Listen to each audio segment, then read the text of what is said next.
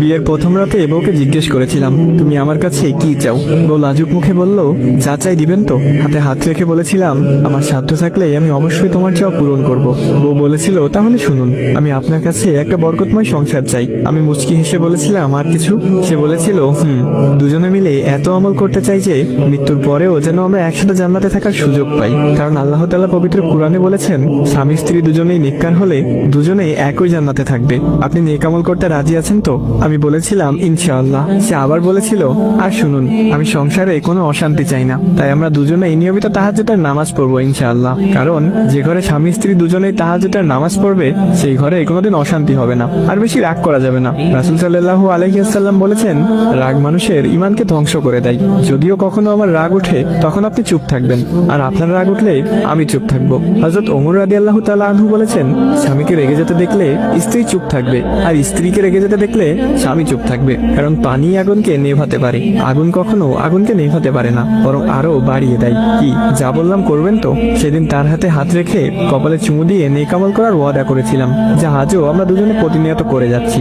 অফিসে বসে এসব ভাবছিলাম, এমন সময় স্যার এসে বেতন দিয়ে গেলেন। প্রতি মাসে বেতন পেয়ে মা বাবা ভাই বোনের জন্য কিছু কিনে তার জন্যও কিছু কিনে নিয়ে যাই। আজও অফিস থেকে বাড়ি ফেরার পথে তার জন্য একটা নীল শাড়ি, কতগুলো গোলাপ আর বেনি করার জন্য বেলি ফুলের মালা নিয়ে এসেছি। সাথে এনেছি তার পছন্দের কিছু চকলেট, কারণ বাসায় ফেরার পথে স্ত্রীর জন্য কিছু নিয়ে আসা সুন্নাত। বাসার সামনে দাঁড়িয়ে কলিং বেল টিপ দিতে সে এসে দরজা খুলে দিয়ে আমাকে জড়িয়ে ধরলো। প্রতিদিনই এমনটাই করে সে, তাই আজকেও ব্যতিক্রম না। আমার হাতে এসব কিছু দেখে সে বলল, এত কিছু আনার কি প্রয়োজন ছিল?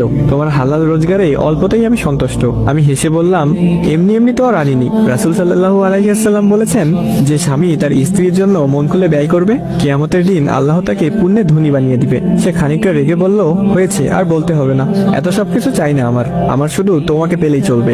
এখন এসব দিয়ে যাও, ফ্রেশ হয়ে আসো, দুজনে মিলে একসাথে খাবো। খাওয়া দাওয়া শেষে এসে বায়না ধরলো চাঁদ দেখবে। কি আর করার, সে নীল ফুলের সুবাস ছড়িয়ে পড়ছে তার মাঝে। আমিও তার পছন্দের নীল পাঞ্জাবি পরে তাকে নিয়ে ছাদে গেলাম পূর্ণিমার চাঁদ দেখতে। হঠাৎ সে এসে বলল, এই আমাকে প্রপোজ করো। না করলেও যে উপায় নেই, বড্ড অভিমানী সে। তার বেনিতে গাঁথা গোলাপ ফুল নিয়ে তার সামনে হাঁটু গেড়ে বসে বললাম, এই তুমি কি আমার জ্যোৎস্না রাতের চাঁদ হবে? আমার বদ্ধ ঘরের খোলা জানলা হবে? গল্পের রানী হবে কি আমার? যে গল্পটা রচনা করব শুধু তোমার আর আমার। সে মিষ্টি হেসে আমার হাতের গোলাপটা নিয়ে বলল, আমি কি না করেছি নাকি? এই তো চলছে আমাদের প্রেম। তুমি যে কবে এসে বসলে মন গহিনে আমার, তুমি কি জানো না গল্পটা তোমার আমার? আল্লাহ পাক প্রতিটা মানুষকে দিনদার ফরহেজগার মুক্তাদি জীবন সঙ্গী দান করুক। সবাই বলি আমি।